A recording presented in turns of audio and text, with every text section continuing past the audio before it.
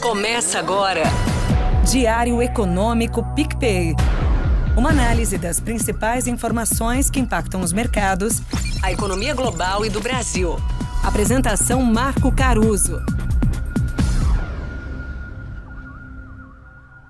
Bom dia e bem-vindo de volta ao seu Diário Econômico. Hoje é segunda, dia 6 de novembro de 2023. Depois de uma semana de agenda econômica mais pesada, essa aqui é mais tranquila. Por exemplo, não tem nenhum dado de primeira importância nos Estados Unidos.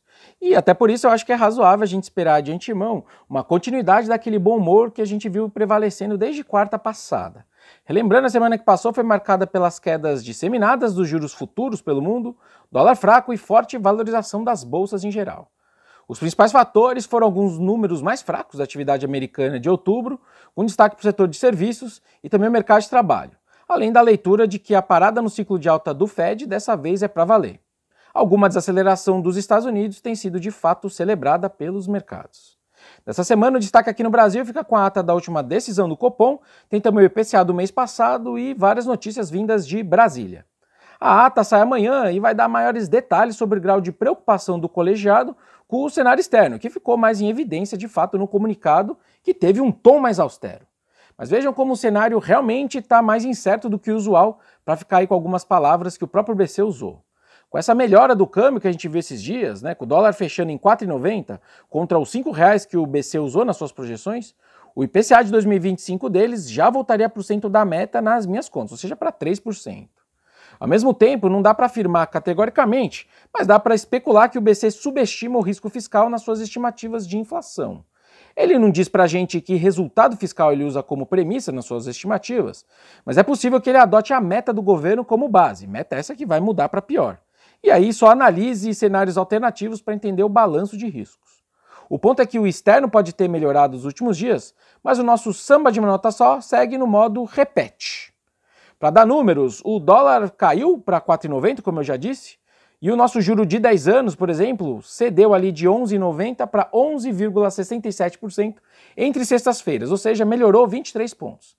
Só que o nosso juro real dos mesmos 10 anos, quando você desconta a inflação desse juro nominal, ele piorou de 5,79% para 5,91% também entre sextas-feiras, ou seja, subiu 12 pontos. E é o juro real que tem mais a ver com o juro estrutural e com o cenário fiscal. A chance alta de alteração da meta fiscal do ano que vem, como eu disse, segue fazendo preço. Apareceu aí de forma meio tímida no documento do BC. Vamos ver se ele tem alguma novidade na ata, apesar de usualmente ele preferir esperar uma oficialização do lado da Fazenda e do Congresso. Bom, de Brasília, esse papo de meta chega até a ofuscar a PEC da reforma tributária, que pode ser votada no Senado agora. Ela deve ser apresentada amanhã na CCJ e a previsão do relator, o senador Eduardo Braga, é de que na quinta o plenário do Senado finalize a votação dessa matéria, que vale nunca esquecer, está há 40 anos na pauta do Congresso. Durante o feriado, quando a Fazenda se reuniu com o relator para tratar do texto, o ministro Haddad admitiu que as novas exceções inseridas pelo Senado poderiam aumentar a alíquota padrão do IVA na reforma para 27,5%.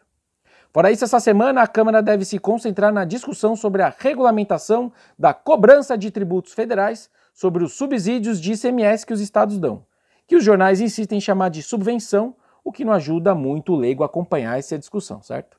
Essa medida é importante para aumentar a receita no próximo ano, mas dizem os jornais do final de semana que os líderes ali do Congresso já começam a trazer objeções ao projeto, de olho na boa e velha barganha política. Para terminar, tem IPCA de outubro agora, dia 10. Não deve ficar muito diferente do mês anterior, quando ele subiu 0,26%, mas a inflação acumulada em 12 meses deve voltar a recuar para baixo aí dos 5%. Os preços dos alimentos seguem muito bem comportados e ancorando o índice cheio. Além disso, a gente também tem no mês aqueles reajustes dos combustíveis, que a gente viu tempos atrás, continuando ali a dissipar, ou seja, a melhorar. Seguimos então com uma visão positiva com o IPCA de curto prazo. Para o fechamento desse ano, por exemplo, a gente chega agora em 4,5%, uma revisão para baixo dos nossos últimos números. Por hoje é isso, turma. Bom dia, bons negócios e sorte sempre.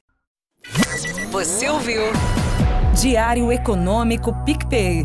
Uma análise das principais informações que impactam os mercados, A economia global e do Brasil. de segunda a sexta, às 6 da manhã, no Spotify e YouTube.